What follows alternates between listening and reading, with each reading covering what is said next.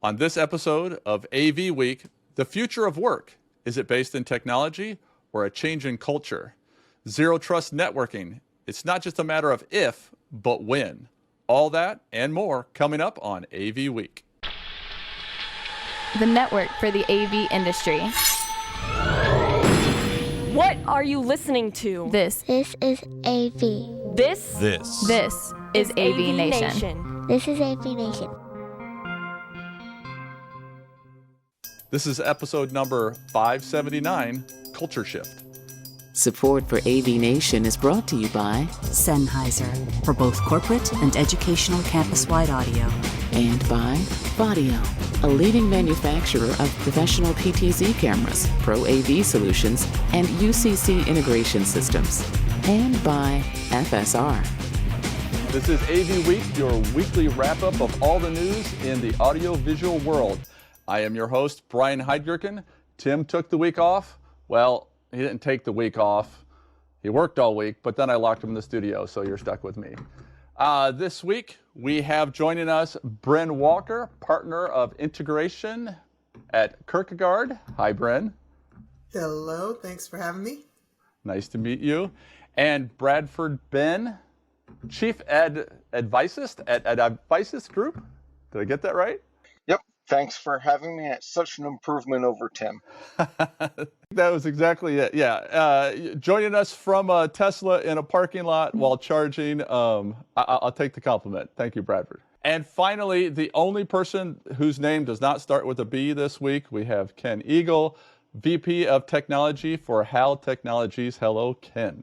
Hey, Brian. Thanks for having me on today. Good to meet you. All right. So our first topic for this week comes from two different events. One was the New Era UC&C virtual event held Thursday the 22nd, and the other one was Wednesday and Thursday's Modern Work Summit.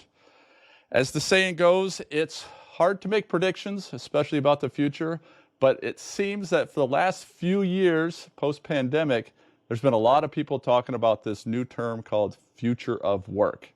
And there's some really interesting stuff out there, and there's some that, in my opinion, is a little ridiculous. So some ideas that I've heard, and then we'll get to you guys. I've heard everything from virtual reality. We're all going to be sitting with virtual reality, but a lot of us can't remember to unmute our microphones during Teams meetings, so virtual seems a little bit of a stretch today. There's holograms, campfires, bubble walls for privacy. You know, where are we going, Bren? What part of this is real and which part is just people filling space? I think most of it is people filling space because, you know, we already had systems that worked pretty well for people who were working remotely, right? It's not as though the pandemic did not introduce any new technology, unless I missed something. That would change the way an enterprise would operate with remote employees. We've just changed the way what we call remote employees. We've allowed it too. Yeah, and everybody's in a hybrid workplace. So I think a lot of this foolishness is going to settle down and disappear. The thing about VR is that there are applications that make sense for VR. Having 6 different people in a meeting, all doing it via VR, rarely makes sense. Because what is it that you actually need to experience virtually that you're doing that? You can understand VR for observing a surgery, right? Or something like that. But your average corporate meeting that nobody wants to be in anyway, I mean, the future of work should be less meetings. To me, the most exciting news of this week actually was there were over 70 companies in the UK that have been doing a six-month test of the 4-day work week. And 88% of them said that it was going well. 60% said they're going to keep it. And over 90% said that productivity stayed the same, improved slightly, or improved greatly. Sign me up. That is the most important. There are over 3,000 employees in this study. And this is what's coming. And if you've got a 32-hour work week, guess what? You know, everybody's going to be hybrid in some way. Some people are going to work that extra day no matter what you do. So, it's fun. It's fun to think about some of those things, but it's just not practical in my mind to see them happen. 32-hour work week, I think, is practical and could happen. I agree. I like you said, there's no new technology really out there, and I've seen some virtual stuff to where if you're looking through a building with an architect and you can virtually walk through, that's amazing, right? Even sitting in a BIM model meeting where they're showing you all the plumbing and HVAC, but just to have a day-to-day, huddle where you're checking in with your coworkers virtually. I mean, it'd be fun a couple of times, but Bradford, what are you seeing out there? Well, currently I see someone dropped a latte, but that's a whole nother story. So I see the virtual workplace and all of that. As Bren said, nothing's new. It's just now accepted. But what I am starting to see that I like is people understanding of giving someone a task to do, not filling their hours. And that seems to be one of the interesting spin-offs I've been seeing from talking with people of you need to design this. I think that idea of giving people a task to do versus saying you're going to work these 8 hours also works with the 32-hour work week, right? Because you're evaluating people based on their performance and what they actually produce, not based on how much time they put in. And if we are in this world where more people are doing creative mind work, then we actually need more time to rest our minds to do a great job. The other thing is doing something like this of pulling over and having a conversation and then going back on the road is becoming accepted and not a novelty. And to me, that's big. But the future of work is just, it's work. Where you do it doesn't change. What you do typically doesn't change. And as I pointed out to people, I got in a big metal tube to fly across the country with 300 people I don't like, just to go sit down with someone for 4 hours face to face, because on these virtual meetings, I'm paying attention. And so there's still that need for in-person talk and involvement, that it's as much about discipline people to not multitask during a meeting and stuff. But I think it's going to stay the same way it is, just more people working from home and understanding you don't need an office, you just need the work. I love the idea of changing the setup, because we're still in many ways working like we were 100 years ago, to where, we're all factory workers and you're doing piecework, or you had to do the 8 hours because they could figure out how many cars you could put together in 8 hours, right? Or widgets you could build. But as more and more, we're all, data workers, or, it's I would love that task driven, to where if you get yourself done, and the places that I work, we don't care when you work, we don't care where you work, as long as you're getting what needs to get done and staying in touch with your team so that they know what you're doing. But I think maybe the technology that we need to talk about is how to convince more employers to accept that. Yeah, no, I think you're right. Even at Hall Technologies, we're moving away from things like a fixed vacation schedule to a vacation when you need it, kind of an unlimited vacation policy, just because it fits with that mindset of work when you want, where you want, and be productive with what you need to get done, and stop putting people in a box that they don't fit into. But I would comment on what Bren said earlier about the pandemic, not really delivering any new technology. I totally agree. There's nothing really new there. We've taken some of the technology and made it a little better. We've tweaked some things and made things more available. But I think what really changes coming out of the pandemic are the people products, right? Because going into the pandemic, the technology was there, but people didn't always use it. They either didn't know how to use it, or they didn't want to use it, or they weren't told they had to use it. Now, post-pandemic, we all had to use this, or our kids had to use this, or somebody in the house was using it. So now as we come back into work and come back into school, we know how to use Teams. We know how to use Zoom. We know how to use Google Meet and these different tools out there. And so with an educated workforce around UCC topics now and a willingness to engage with it, we can do more of this and we can enable more things. I was in a discussion just the other day with this topic around education, and someone from one of the universities brought up the fact that educators don't always want to be in the classroom to educate. What if they need a sick day and can't make it in? Can they teach their class from home? Sure. What about professors who go on a sabbatical every 7 years? Why go on a sabbatical? You can just teach from the field and be in the field anytime you want. So we're seeing a paradigm shift in the way people think about work and about education now. Even though the technology is not a lot different, we're starting to get more familiar with it and we're making it a little bit better. And it's allowing us to achieve or to realize this shift in business and thought. The other thing that happened, and we've heard the buzzword, is meeting equity. And that's changed it, because it used to be 17 people in one conference room and 4 people remote, and it wasn't a good experience. Now it's 17 people remote and 4 people together, and that's changed it. And teachers understand remote learning isn't just putting a camera in the classroom. It's a whole new way of doing the process. The thing that has been consistent with the internet since the web is that the vast majority of content is produced by 10% of the people, right? Yep, exactly. Video has become the leading form of communication in the world because the tools have enabled anyone to make video and to meet over video. And now everyone makes video.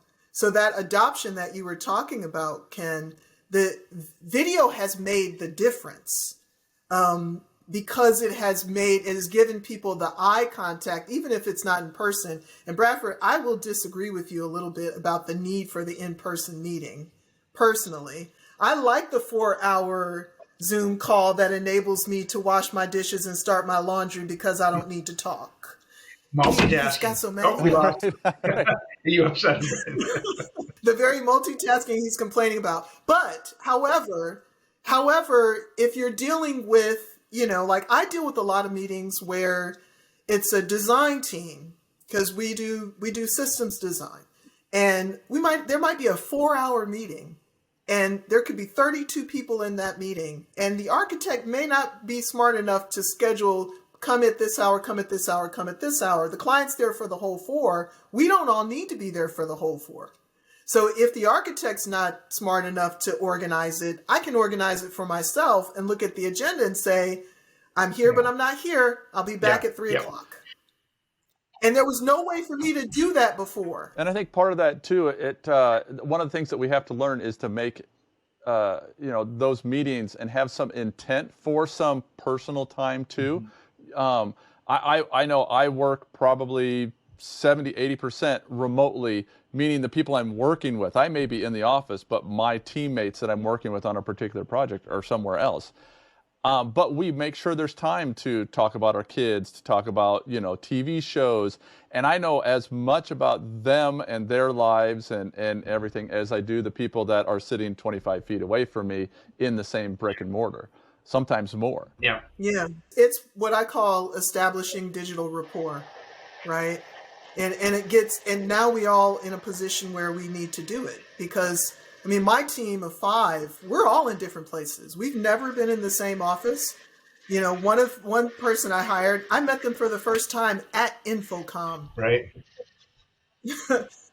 So this is what the world, we've between technology and transportation, we can go anywhere and work from anywhere. I hope to be working from Mauritius in February after ISE. That's my plan, So it's a great world, right? And Bren, I do agree with you'd rather do it remotely. And I think it also comes down to the type of meeting.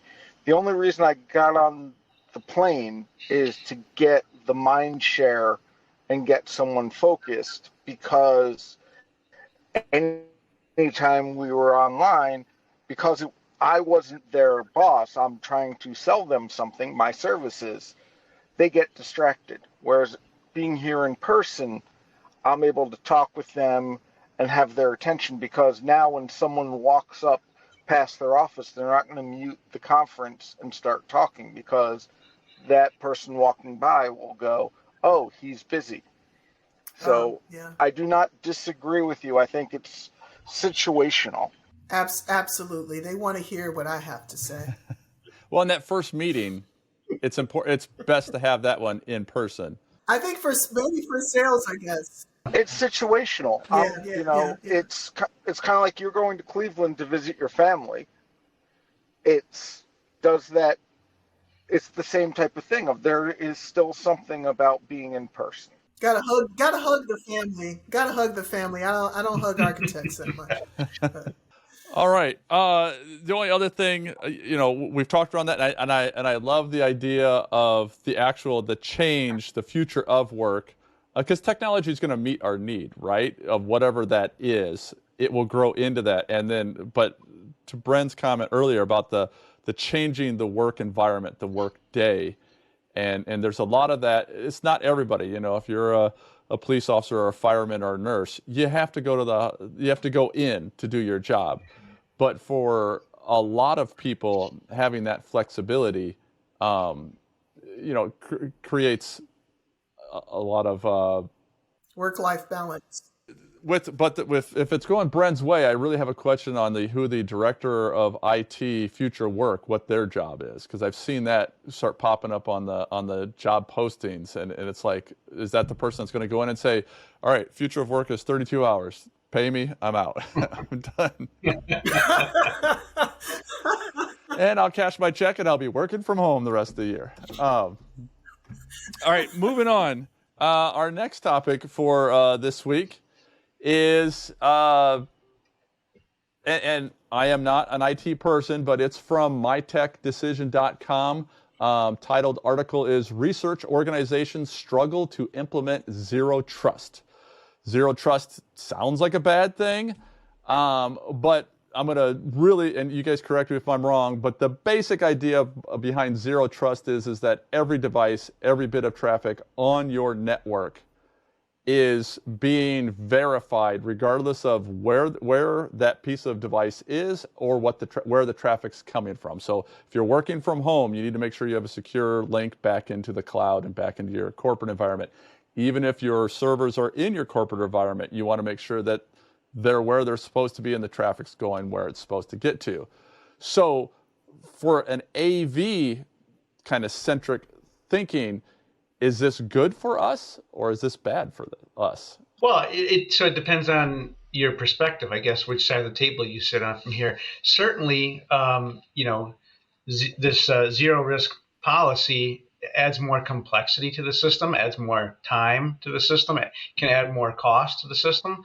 But from a risk standpoint or from a business ownership standpoint, it's probably a necessity, right? I mean, the risk is there, and it's just risk until it happens. But once a hacker attack or something like this happens and brings down your network, compromises your data, the losses can be catastrophic at that point.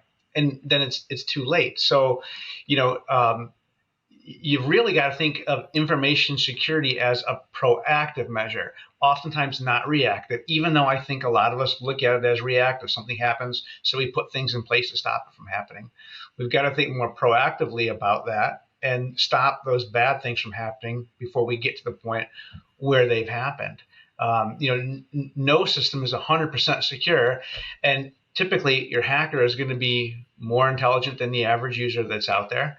And keep in mind, not all hackers are highly technical. Some are looking for easy targets. And you think about small businesses, for example, small companies, small businesses, they're becoming easy targets for a lot of these types of attacks because sometimes it's easier to get to them. They're not implementing the zero trust. They're not taking not spending the money on those proactive measures. And let's be honest, these proactive measures, these aren't fun things, right? Things like implementing a VPN, Fine, we implement a VPN. What does that do to your employees? Well, now the employee has to connect to a VPN first before they can access data on the server. Simple things that they're used to getting all the time: marketing documents, sales price sheets. But if you don't close those loops and put something like a VPN in place, it opens up that individual's personal computer, who's probably not inside the company network behind a firewall. They're working remote, they're working from home, they're working from somewhere on the road. And if they don't have, the latest firmware updates on their computer, there's an exposed loophole in there somewhere, a hacker exploits it, they come in and they're onto the company server right now. If a VPN is in place and the employee has to go through those cumbersome extra steps of first connecting to a VPN, at least the company's network is then secure. But without that, you don't have the zero risk. So it is tough to implement these policies because they're uncomfortable, but they're kind of necessary. Well, and you have to remember too that I believe the statistic is something around 87% of all hacks are done through their social hacks, to where they've sent an email, they've gotten someone's password, someone logged opened a bad file, and that's training of people. Yeah, it's training. But the thing about zero trust, and if you have a single device that is not under the protocol, then you're vulnerable, right? It only takes one device. And, there are hackers who are going for low targets, and there are people who are writing code that's just going out and finding whatever it can find, right? And playing the numbers game of how many can I hit? How many can I get to respond to this? The biggest challenge with it, to me, I think, on the client side, you can't avoid going here. There's no way to avoid doing it, right? The biggest challenge is getting C-suite to recognize the investment that's needed in order to be proactive, both in terms of the time it takes to develop security protocols and policies, the devices and software that you need, and the people. And the people is the hardest part. Right. I mean, North America alone has over 1 million cybersecurity jobs open right now. So what do you do if you are a mid-sized manufacturer in Idaho and you've got a staff of 300 and 2 IT people, and someone through a device shuts down your plant? How do you go find the cybersecurity expert that's going to make that work for you? It's going to be real difficult. So somewhere along the way, there has to be some inventiveness in coming up with things that can be implemented by people who are not necessarily cybersecurity experts and don't know the white hat, black hat thing at all. But they understand, if I do these 3 steps before I hit that link, I'm protecting my device and I'm protecting the company. It's going to be hell to figure out. It's hell to figure out. You've got different devices. You've got different platforms. It's one of those things where, it kind of reminds me of copyright. Every country has a different copyright regime. And if you want to do something globally and you want to clear copyright all around the world, you've got to go all these different places to make it happen. Chances are, with any enterprise that's older than 3 or 4 years, they've already got a diversity of operating systems and technologies to try to make this happen with. It's just difficult. It's going to be difficult. And until it's figured out, the training of the people so that they don't click on that link, so that they start to learn what looks suspicious, how to determine before you click on something, how to see where that URL goes. Does it match the email address? Things like that are small things that people can be trained on that will make a difference. But it will not protect you from the hacker who writes code and hits an open device on your network. It's just not going to, you won't be protected from that. Yeah, and to your point too, the C-suite needs to see that before it's too late. I know my kids' school district is fighting that right now. Their computer systems went down 2 weeks ago, and they're still struggling to get it back up. And I was talking with my son, and I said, well, you need to email your teacher. And they're like, they don't have email accounts right now. And it's like, how do you, they're trying to educate kids, which the whole school district runs on Chromebooks and, and Google. And I don't know what caused it, or, because the school district's not telling anybody. But you better bet that the school board is wishing that they would have spent more money or done more work, because this is a very painful lesson to learn in real time in the middle of a school year. Mm-hmm. And some of that too is just gets back to, manufacturers need to get their stuff to where it's known and hardened and has protections in it. And then you have to take care of your the employees too, because it's very simple to, like Bren said, to send that one piece of code out into the world. And once you send it out there, you have it costs you nothing. It's going to search and search and search and search until it finds a weakness. And so it's a very low threshold for a big potential payoff. And there are people doing it you have to be secure every day, all the time, and they just have to be right once. So it's a tough position to be in. And think about your school district. I mean, we deal with higher education clients, and they are understaffed for IT. Right. Their IT people are stretched. I mean, what is a school district? How are they staffed? It's an area that needs investment and investment from the development of people who can do this work as the starting place, right? Like actively developing and recruiting more people who can do this work. All right, excellent. Thank you guys. It was a really good conversation. I appreciate it. And yeah, you made my first time sitting in the host seat easy. I really appreciate that. Bren, where do people get a hold of you? They can get me, Bren, at Kirkegaard.com. On LinkedIn, Brenda J. Walker. Thank you. And Ken, where do they get a hold of you?